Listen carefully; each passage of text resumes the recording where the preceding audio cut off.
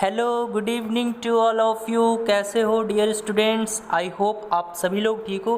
Guys आज की video बहुत ही ज़्यादा इम्पोर्टेंट होने वाली है क्योंकि इस वीडियो में हम लोग मैथ्स, साइंस और इंग्लिश के क्वेश्चंस को सॉल्व करेंगे। ओके, पहले आप लोग को खुद से ट्राई करना है कि आप लोग ऐसे क्वेश्चन सॉल्व कर पाते हो या नहीं। ठीक है, अगर आप लोग से नहीं होता है तो आप लोग फिर देखना इसका सॉल्यूशन मैं किस तरह से सॉल्व करवाता हूँ। ओके, तो वीडियो जो है सबको अंत तक देखना है और यदि आप लोग इस चैनल पे नए हो, पहली बार हो, तो इस चैनल को सब्सक्राइब कर लेना क्योंकि यहाँ पर आपको पॉलिटेक्निक, पैरामेडिकल के रिगार्डिंग जितने भी इन्फॉर्मेशन है प्लस में एजुकेशनल वीडियोस देखने को मिलेगा। ओके गाइज, चलिए स्टार्ट करें। आप लोग लाइव आ गए हैं? जल्दी से मुझे कमेंट बॉक्स में बताइए कौन कौन स्टूडेंट लाइव आ गए हैं। जल्दी से बताइए, सबको ही अपना अटेंडेंस एक बार दें, कौन कौन से स्टूडेंट्स लाइव जुड़ गए हैं। जो स्टूडेंट्स लाइव आ गए हैं आप लोग ये वीडियो शेयर कर दीजिए फ्रेंड दोस्तों के साथ ताकि वो लोग भी आकर इस वीडियो का फ़ायदा उठा सके। चलिए जल्दी से बताइए कौन कौन से स्टूडेंट लाइव हैं। चलिए very good very good. Okay, जो जो लाइव आ गए हैं आप लोग जल्दी से शेयर कर दीजिए। चलिए आज की क्लास स्टार्ट की जाए। चलिए पहला क्वेश्चन आप सभी की स्क्रीन पर है। क्वेश्चन है, एक विद्यालय के विद्यार्थियों की औसत आयु 6 वर्ष है और 12 शिक्षकों की औसत आयु 40 वर्ष है। यदि सभी शिक्षकों तथा विद्यार्थियों के संपूर्ण समूह की औसत आयु 7 वर्ष हो तो कुल विद्यार्थियों की संख्या कितनी है? यानी the total number of students आपको निकालना है। इंग्लिश मीडियम वाले जितने भी स्टूडेंट्स हैं वो इंग्लिश में क्वेश्चंस को रीड कर लेंगे। ठीक है, तो आइए चलिए अब सॉल्व करते हैं। तो सबसे पहले कुल विद्यार्थियों की संख्या कितनी है ये पूछा है, तो हमको भैया कुल विद्यार्थियों की संख्या x मान लेना है ना। कुल विद्यार्थियों की संख्या हम लोगों ने x मान लिया। चलिए अब देखते हैं क्वेश्चन क्या बोल रहा है। एक विद्यालय के विद्यार्थियों की औसत आयु 6 वर्ष है, तो भैया विद्यार्थियों की जो संख्या है हमने x मानी है और इनकी जो औसत आयु है कितनी है? 6 वर्ष है, तो गुना 6 हो जाएगा। अब और का बात हुआ है तो प्लस में आ जाएगा। अब बोल रहा है 12 शिक्षकों की औसत आयु 40 वर्ष है, तो 12 गुने 40 हो जाएगा, है ना। अब बट्टा में अब क्या करना है आपको?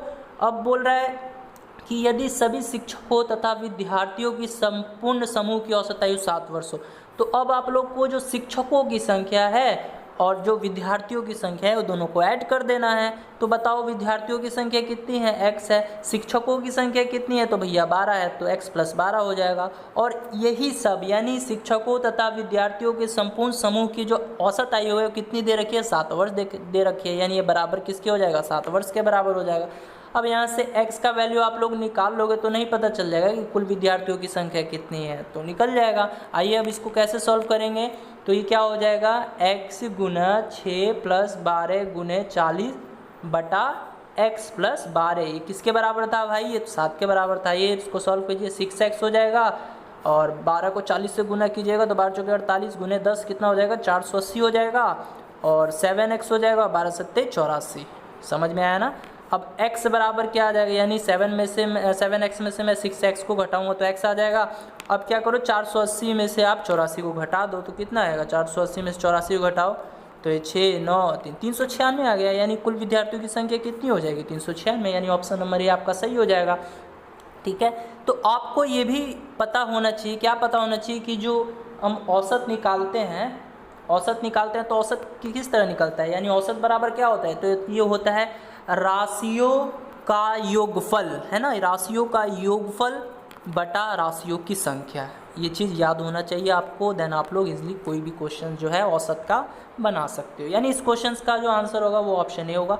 देखो मेरे को बनाना होता है क्वेश्चंस तो 20 सेकंड भी काफ़ी था मेरे लिए, बट मैं आप लोग को एक्सप्लेन करना चाहता हूँ। यानी जितने भी नए स्टूडेंट हैं जिन्होंने मैथ्स पढ़ा ही नहीं है, मैं उसी स्टूडेंट्स के पॉइंट ऑफ व्यू से कोई भी क्वेश्चंस को अच्छे से समझाता हूँ ताकि ऐसा क्वेश्चंस यदि आपको आपके अपने एग्ज़ाम में मिल जाए तो आप लोग इस कॉन्सेप्ट को भूल ना पाओ, इसलिए क्वेश्चंस कर लो। ठीक है, थोड़ा सा टाइम लगेगा बट आपको सीखने को बहुत कुछ मिलेगा इस वीडियो से, ये बात आप लोग याद रखना। ठीक है, चलिए बढ़ते हैं नेक्स्ट क्वेश्चन की तरफ।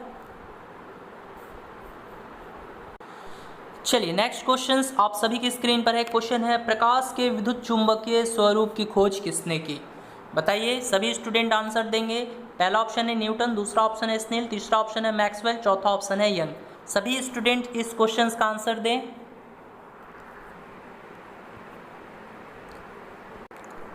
यानी क्वेश्चन है, प्रकाश के विद्युत चुंबकीय स्वरूप की खोज किसने की? Who discovered the electromagnetic form of light.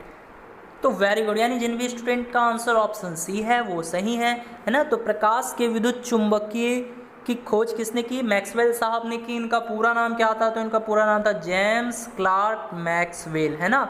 और इन्होंने विद्युत चुंबकीय यानी प्रकाश के विद्युत चुंबकीय की खोज कब की? तो ये 1865 में की, ठीक है। और इसी से हम लोग रेडियो और टेलीविज़न भी देखते हैं, ठीक है। यानी रेडियो और टेलीविज़न का आविष्कार भी इसी कारण संभव हो सका। तो आप लोग जो है इसको नोट कर लेना। अब एक क्वेश्चन डायरेक्टली पूछ लेता है भैया न्यूटन के बारे में। तो पूछता है क्वेश्चन इस तरह की, गति का नियम किसने दिया? गति का नियम, लॉ ऑफ मोशंस किसने दिया? तो आप लोग को मालूम होना चाहिए न्यूटन साहब ने दिए। गति के नियम में कितने इक्वेशन होते हैं? 3 इक्वेशन होते हैं, बताने का जरूरत नहीं है। अब एक क्वेश्चन ये पूछ लेता है आपसे यंग, यानी पूछ लेता है यंग, देखिए इस तरह, यंग प्रत्यस्थता गुणांक का ऐसा मात्रक क्या है? यंग प्रत्यस्थता गुणांक का ऐसा मात्रक क्या है? क्या आप लोग बता सकते हो? चलिए मैं देखता हूँ कौन कौन स्टूडेंट इसका राइट आंसर देते हैं। यानी पूछा ये गया है यंग प्रत्यस्थता गुणांक, यानी इंग्लिश में बोले तो यंग मॉड्यूलेशन इलास्टिसिटी, है ना। उसका एसआई मात्रक क्या होगा? सभी स्टूडेंट इस क्वेश्चन का आंसर करें। यंग प्रत्यस्थता गुणांक एसआई मात्रक क्या होता है? वेरी गुड, यानी क्या होता है? न्यूटन बाई मीटर स्क्वायर होता है ना, न्यूटन बाई मीटर स्क्वायर। तो इस क्वेश्चन से इतने फैक्ट्स बन सकते थे। अच्छा, एक दो क्वेश्चंस आप लोग और देखो। प्रकाश के बारे में पूछ लेता है, तो आप लोग को मालूम भी होगा, बहुत बार मैं क्वेश्चंस पूछ भी चुका हूँ कि प्रकाश का वेग सर्वप्रथम किसने मापा था, है ना। किसने मापा था? तो रोमर साहब ने मापा था, सभी किसी को मालूम है। चलिए ये क्वेश्चंस बताइए, ये भी क्वेश्चंस पूछ लिया जाता है कि प्रकाश का वेग जो है सबसे अधिकतम किस में होता है? प्रकाश का वेग सबसे अधिकतम किस में होता है? प्रकाश का वेग सबसे अधिकतम किस में होता है? चलिए ऑप्शन देता हूँ। पहला ऑप्शन है कांच, दूसरा ऑप्शन है निर्वात, तीसरा ऑप्शन है पानी। चलिए बताइए जल्दी, प्रकाश का वेग जो है सबसे अधिकतम किस में होता है? प्रकाश का वेग सबसे अधिकतम किस में होता है? तो वेरी गुड, किस में होता है जी? निर्वात में, है ना। ये क्वेश्चंस इंपॉर्टेंट है, पूछा जाता है कई एग्जाम्सों में, सो आपके भी एग्जाम्स में पूछा जा सकता है, तो आप लोग इसको अच्छे से याद कर लेना। चलिए बढ़ते हैं नेक्स्ट क्वेश्चंस की तरफ। चलिए तीसरा क्वेश्चन आप सभी की स्क्रीन पर है। क्वेश्चन है, किस हार्मोन को आपातकालीन हार्मोन कहते हैं? यानी इमरजेंसी हार्मोन के नाम से हम लोग किस हार्मोन को जानते हैं? पहला ऑप्शन है एड्रेनालिन, दूसरा ऑप्शन है थायरॉक्सिन, तीसरा ऑप्शन है वैसोप्रेसिन, चौथा ऑप्शन है इंसुलिन। यानी ये ऑप्शन ए हो गया, ये बी हो गया, ये सी हो गया, ये डी हो गया। जल्दी से बता दीजिए प्यारे बच्चों, इसका राइट आंसर क्या होगा?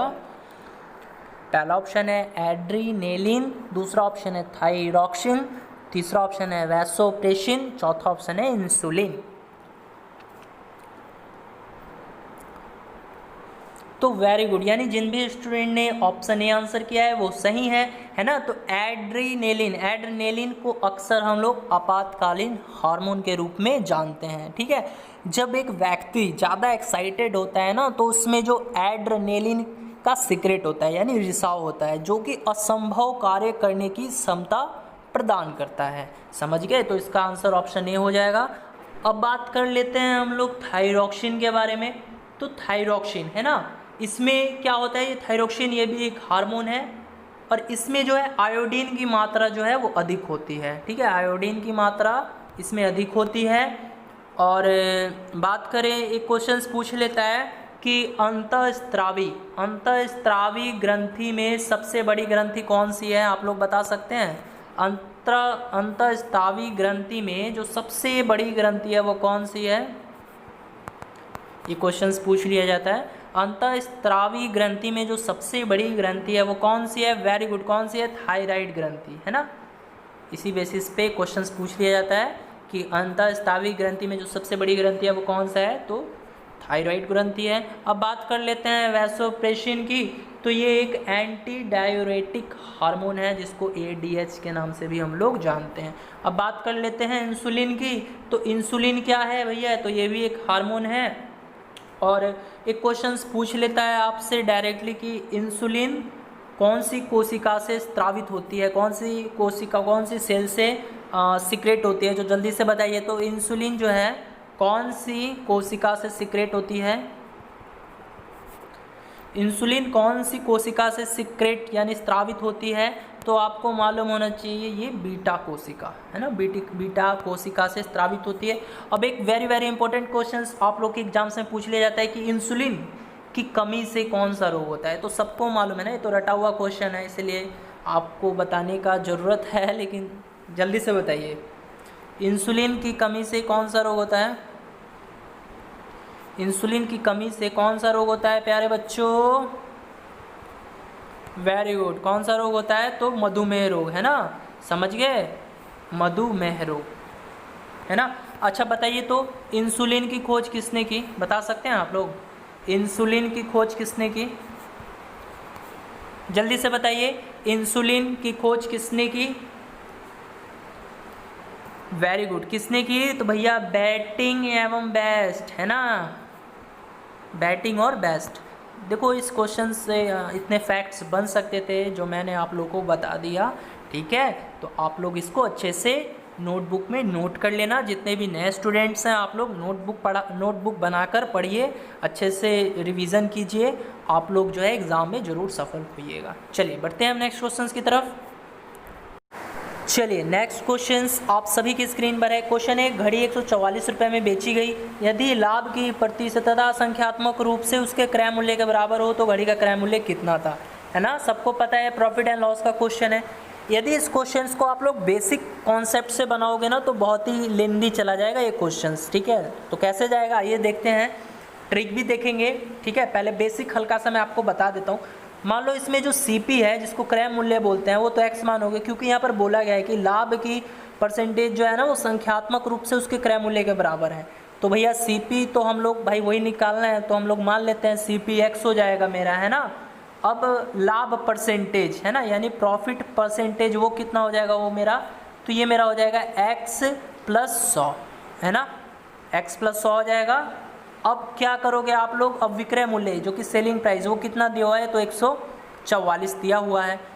तो अब यहाँ से आपको तो सब दिया ही हुआ है, अब इसलिए आप लोग सॉल्व भी कर सकते हो, क्योंकि आप लोग को मालूम है, क्या मालूम है कि मेरा विक्रय मूल्य यानी एसपी बराबर क्या होता है, क्रय मूल्य गुने लाभ बटा 100 होता है ना, जहाँ की क्रय मूल्य कितना दिया 144 विक्रय मूल्य 144 दिया हुआ है, बराबर सीपी यानी क्रय मूल्य हम लोगों ने एक्स माना है, लाभ कितना है जी, तो x प्लस 100 है तो x प्लस 100 लिख दोगे, फिर बटा में क्या आ जाएगा 100 आ जाएगा। अब ये जो है ना ये आपका मतलब गुणनखंड के रूप में आ जाएगा, ठीक है। यहाँ से x का 2 वैल्यू निकालना पड़ेगा, आप लोग इसका फैक्टराइजेशन करना पड़ेगा, आपको गुणनखंड करना पड़ेगा, कहीं ना कहीं ये क्वेश्चंस बहुत ही लेंदी हो जा रहा है ना। तो ऐसे में अब करेंगे क्या, एक सिंपल एक ट्रिक है इस क्वेश्चंस को बनाने का। तो कैसे बनेगा, तो वो ट्रिक क्या है जी, तो आप लोग को वो ट्रिक जो है वो याद रखना है, क्या है, तो यदि आप लोग को सीपी निकालना है, ट्रिक जो है वो कब अप्लाई होगा ये भी आपको याद रखना है। ट्रिक तभी अप्लाई होगा कि मान लो कोई भी वस्तु x रुपये में बेची जा रही हो, समझ रहे हो ना, कोई भी वस्तु हम लोग x रुपये में बेच रहे हैं और उस भाई को उतना ही प्रतिशत का लाभ होता है जितना कि उसका क्रय मूल्य है। देखो यहाँ पर क्रय मूल्य और विक्रय मूल्य दोनों बराबर है ना भाई, उसको उतना ही लाभ हो रहा है जितना कि उस वस्तु का क्रय मूल्य है। तो ये ट्रिक अब कैसे अप्लाई करोगे, क्या है ट्रिक, तो देखिए इसमें लिख देना है 10 लिख देना है और अंडर रूट में आपको x प्लस 25 और माइनस में 50। अब इजली सॉल्व करो, आप लोग कैसे सॉल्व करोगे, ठीक है भाई, 10 का 10 मैं लिख दिया, अंडर रूट x क्या है मेरा, तो x विक्रय मूल्य है तो 144 लिख देंगे, प्लस 25 जैसा कि फॉर्मूला में लिखा हुआ है और माइनस 50। तो अब सॉल्व करो 10 और 144 प्लस 25 169 हो जाएगा, माइनस 50।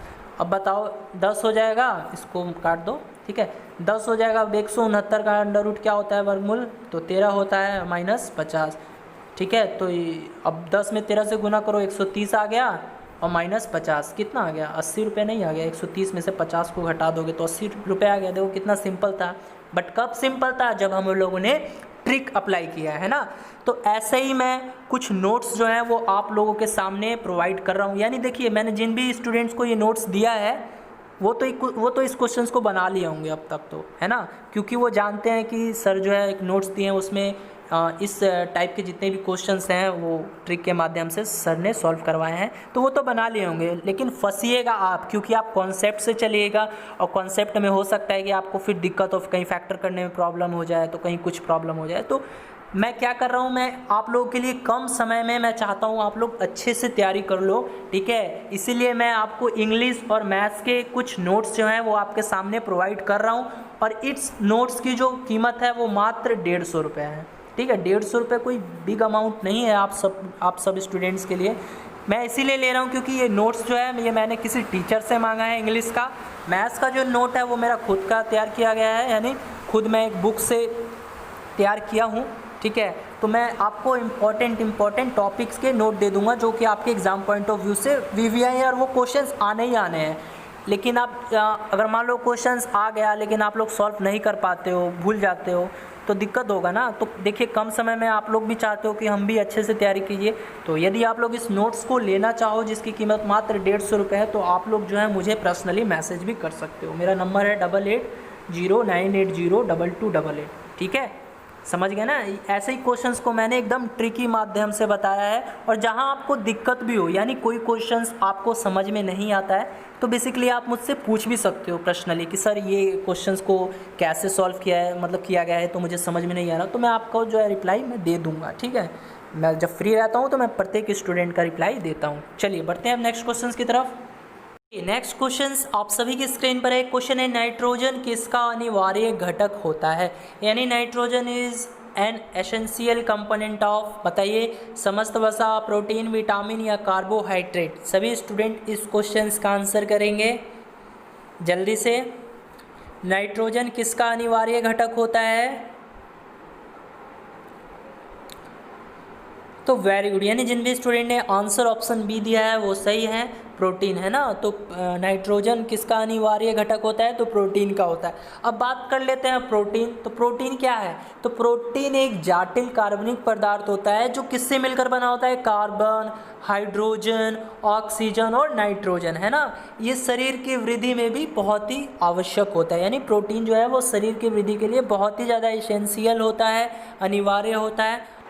अब बात कर लें विटामिन। तो विटामिन क्या है? तो ये भी कार्बनिक यौगिक होते हैं जो शरीर द्वारा प्राप्त मात्रा में स्वयं उत्पन्न नहीं होते, बल्कि भोजन के रूप में ये आवश्यक होते हैं, है ना। भोजन के रूप में इनको लेना आवश्यक है। अब पूछ लेता है भैया विटामिन की खोज किसने की, है ना। तो किसने की? फंक साहब ने की। अब पूछ लेता है विटामिन ए की कमी से, विटामिन बी की कमी से कौन सा रोग होता है, इसका रासायनिक नाम। तो ये मैं पहले ही आप लोग को बता चुका हूँ, ठीक है। इस वीडियो में मैं डिस्कस नहीं करने वाला। यदि आप लोग नए स्टूडेंट हो तो आप लोग मेरे प्रीवियस वीडियो देखो, आपको सब मिल जाएगा, है ना, विटामिन से रिलेटेड, ठीक है। अब बात कर लेते हैं कार्बोहाइड्रेट की। तो ये क्या है? तो ये भी कार्बनिक पदार्थ होते हैं जो किससे मिलकर बने होते हैं भाई? कार्बन, हाइड्रोजन और ऑक्सीजन, यानी इन तीनों से मिलकर ये बने होते हैं। और वसा, वसा क्या है? तो ये शरीर को क्रियाशील बनाए रखने में बहुत ही ज़्यादा इम्पोर्टेंट है। अच्छा, यहाँ से प्रोटीन की खोज किसने की, ये आप सभी स्टूडेंट बताइए। तो विटामिन का तो सबको पता है ना, फंक ने किया, लेकिन प्रोटीन की खोज किसने की? दो व्यक्ति हैं, ठीक है। आप लोग एक ही व्यक्ति का नाम बताइए, कौन से व्यक्ति हैं वो? प्रोटीन की खोज किसने की? प्रोटीन, प्रोटोन नहीं, प्रोटीन, है ना। प्रोटीन की खोज किसने की?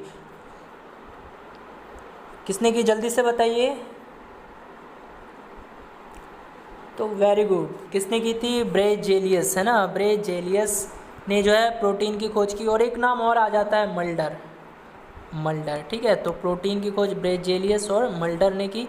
और प्रोटॉन की खोज किसने की है? तो सबको मालूम है, रदरफोर्ड और गोल्डस्टीन। ये भी यहाँ पर भी दो नाम जो है वो आ जाते हैं, ठीक है। यानी इनमें से कोई एक ही नाम देगा, आप लोग चिंता मत कीजिए। जैसा कि मैं आप लोग को बता भी चुका हूँ कि इन दोनों में से कोई एक ही नाम आपके एग्जाम्स में रहेगा, यानी कोई एक ही ऑप्शंस आपको देगा। समझ गए ना। चलिए बढ़ते हैं अब नेक्स्ट क्वेश्चन की ओर। चलिए नेक्स्ट क्वेश्चन आप सभी की स्क्रीन पर है। क्वेश्चन है, यदि 12 सेंटीमीटर आधार वाले त्रिभुज का क्षेत्रफल 12 सेंटीमीटर भुजा वाले वर्ग के क्षेत्रफल के बराबर हो तो त्रिभुज का शीर्षलंब क्या होगा? तो सबसे पहले मुझे बताइए त्रिभुज का क्षेत्रफल क्या होता है? सबको मालूम होगा, b गुने h/2 होता है ना। और वर्ग का क्षेत्रफल क्या होता है? तो ये ए स्क्वायर होता है। बोला क्या गया है भैया, त्रिभुज का जो क्षेत्रफल है ना वो वर्ग के क्षेत्रफल के बराबर है, तो मैं बराबर कर दिया।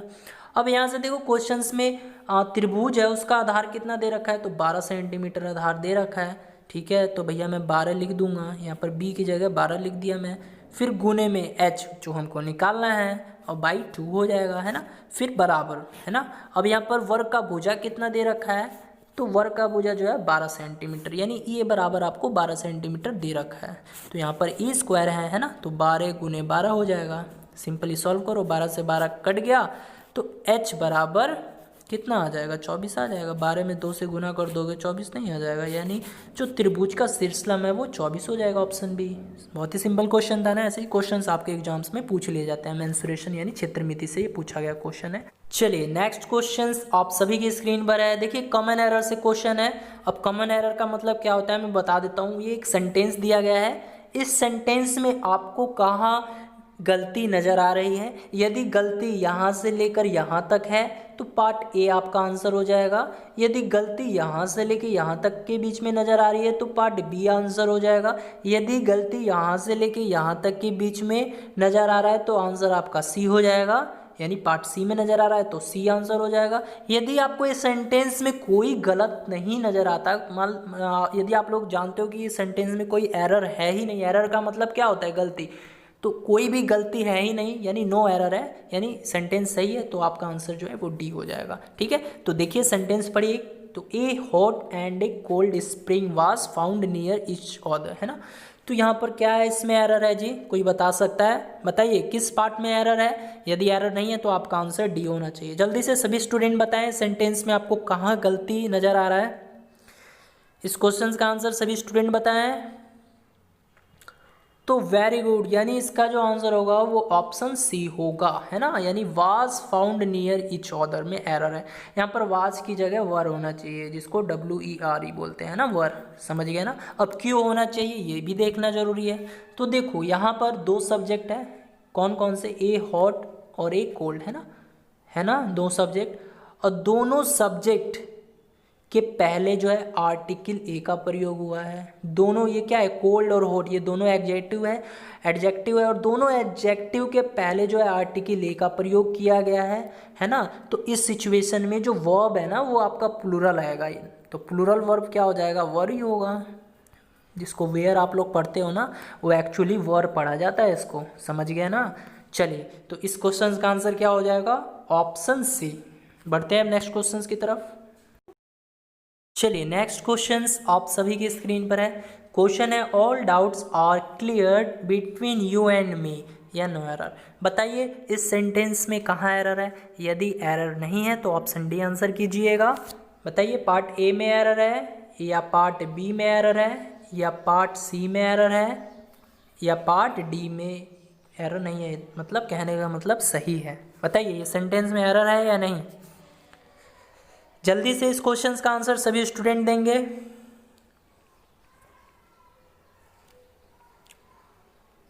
तो देखिए गाइस यहाँ पर इस सेंटेंस में कोई भी एरर नहीं है, यानी जिन भी स्टूडेंट का आंसर ऑप्शन डी है वो सही है ना। तो इस सेंटेंस में कोई भी एरर नहीं है, यानी ये सेंटेंस सही है ना। All doubts are cleared between you and me, है ना, सही, बिल्कुल सही, राइट सेंटेंस है। लेकिन यहाँ एरर दे सकता था, कहाँ एरर दे सकता था, यहाँ मी की जगह जो है आई दे सकता था, तब आपका आंसर जो है वो सी हो जाता है ना, क्योंकि सी पार्ट में एरर है, समझ गए ना। तब आपका सी हो जाता। कब होता है, जब सेंटेंस इस तरह रहता है all doubts are cleared between you and I, है ना, तब आपका यहाँ पर एरर पार्ट सी में आ जाता। तो देखिए हमेशा याद क्या रखना है आपको कि कनेक्टिव एंड, यानी एंड से जुड़े जितने भी नाउन्स या प्रोनाउंस है वो ऑब्जेक्टिव केस में होते हैं। तो यहाँ यू एंड मी क्या है, ये सब प्रोनाउन है, ये प्रोनाउन है, यानी यू का जो ऑब्जेक्टिव केस होता है वो क्या होता है, यू होता है, और आई का ऑब्जेक्टिव केस क्या होता है, तो मी। तो हमेशा याद रखना यहाँ पर ऑब्जेक्टिव केस का ही यूज सही होता है, समझ गए ना। चलिए बढ़ते हैं अब नेक्स्ट क्वेश्चन की तरफ। चलिए नेक्स्ट क्वेश्चन आप सभी की स्क्रीन पर है। क्वेश्चन है एक पुरुष और एक लड़के ने मिलकर 5 दिन काम किया और उन्हें कुल मिलाकर 800 रुपये मजदूरी प्राप्त हुआ।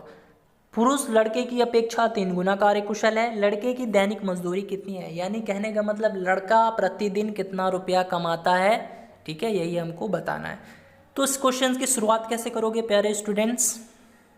तो देखो सबसे पहले आपको पुरुष लिखना है और उसके बाद लड़का, क्योंकि यहाँ पर पुरुष और लड़के की बात हुई है, ठीक है। अब देखो शुरुआत कैसे करते हैं, तो पुरुष जो है ना वो लड़के की अपेक्षा 3 गुना कार्यकुशल है, तो ये 3x हो जाएगा और ये x हो जाएगा, है ना।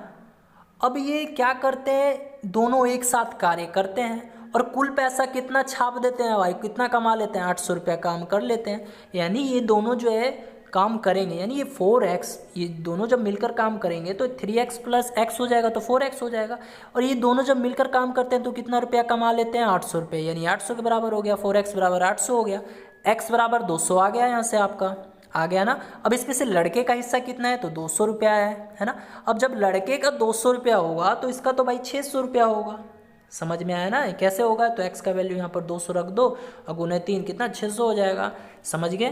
तो लड़के ने भैया 5 दिन कार्य किया तो ये बेचारे को कितना 200 रुपया मिला, देखो इतना कम मिल रहा है ना, बहुत ही नाइंसाफ़ी हो रही है ना। यानी 5 दिन बंदे ने काम किया तो इसको सिर्फ 200 ही रुपया मिला है। लेकिन क्वेश्चंस में क्या बोल रहा है भाई, वो प्रतिदिन उसका कितना हुआ, प्रतिदिन वो जब काम किया तो उसका कितना पैसा बना, तो एक दिन का कितना पैसा बना, काट दो 200 को 5 से काट दो तो कितना आया, 40 आ गया। बहुत ही सिंपल क्वेश्चन है ना। चलिए आपका आंसर जो है वो डी हो जाएगा, बहुत इजी क्वेश्चन था। आई होप आप लोगों ने सही कर लिया होगा, सब स्टूडेंट सही आंसर दिए होंगे, ठीक है। बढ़ते हैं हम नेक्स्ट क्वेश्चन की तरफ। चलिए नेक्स्ट क्वेश्चन देखिए, नेक्स्ट क्वेश्चन है चूज करेक्ट सिनोनिम्स। सिनोनिम्स बताना है, सब जो दिया गया है वो दिया गया है हर्डल। तो हर्डल का मतलब क्या होता है, सबसे पहले आपको ये मालूम होना चाहिए। तो पहले जल्दी से बताइए इसका आंसर कितने स्टूडेंट सही दे रहे हैं, देखना है। ऑब्स्टिकल होगा, बैन होगा, हैज होगा या रिले होगा। जल्दी से सभी स्टूडेंट इस क्वेश्चन का आंसर करें। हर्डल का मतलब क्या होता है, तो वेरी गुड, यानी जिन भी स्टूडेंट ने आंसर ऑप्शन ए किया है वो सही है। तो देखिए हर्डल का मतलब होता है बाधा उत्पन्न करना, बाधा उत्पन्न करना, अवरोधक बनना, यानी कहने का मतलब रुकावट भी पैदा करना, है ना। तो ये जो है इसका मतलब हो जाएगा। तो ऑब्स्टिकल का भी मतलब यही सेम होता है, क्या, बाधा उत्पन्न करना, अवरोधक बनना, रुकावट पैदा करना। तो इसका जो आंसर है वो ऑप्शन ए हो जाएगा। अब बात कर लेते हैं बैन। तो बैन का मतलब क्या होता है, तो बैन का मतलब होता है to officially say that something is not allowed, यानी गवर्नमेंट के द्वारा ऑफिशियली वो चीज़ अनाउंस कर देना कि वो चीज़ अब पूरी तरह से क्या है, वो प्रतिबंधित हो गई है, उस पर रोकथाम लगा दिया गया है। जैसे टिकटॉक, है ना, कितने लोग टिकटॉक यूज़र है भाई, कितने लोग टिकटॉक के दीवाने हैं यहाँ। आई होप बहुत ही स्टूडेंट टिकटॉक यूज करते थे, बट बंद हो जाने के कारण मतलब काफ़ी ज़्यादा निराश भी हुए होंगे। चलिए तो अपनी अपनी पसंद की बात है, ठीक है। और बात करते हैं हैज। हैज का मतलब क्या होता है, तो हैज का मतलब होता है प्रश्न का उत्तर देने में कतराना, है ना। और रिले, रिले का मतलब क्या हो जाएगा, तो संदेश यानी किसी भी सूचना को प्राप्त कर लेना फिर उसको फॉरवर्ड कर देना आगे की तरफ। तो यहाँ हर्डल का मतलब क्या हो जाएगा, ऑब्स्टिकल, है ना, जो कि इसका बेस्ट सिनोनिम्स है, ठीक है। तो कैसी लगी वीडियो, यदि वीडियो पसंद आई हो तो इस वीडियो को लाइक कर देना। आज की इस वीडियो में इतना ही, ठीक है। मिलते हैं नेक्स्ट वीडियो में, और नेक्स्ट वीडियो में जो क्वेश्चंस रहेंगे, नंबर ऑफ क्वेश्चंस वो ज़्यादा रहेंगे, ठीक है। यानी अब की बार से 15 से 20 क्वेश्चंस में आपके लिए प्रतिदिन लेकर आऊँगा, ठीक है। तो आप लोग अच्छे से तैयारी कीजिए, और जहाँ दिक्कत हो आपको, आप लोग ग्रुप में भी एक दूसरे से पूछ सकते हैं, समझ गए ना। चलिए मिलते हैं नेक्स्ट वीडियो में।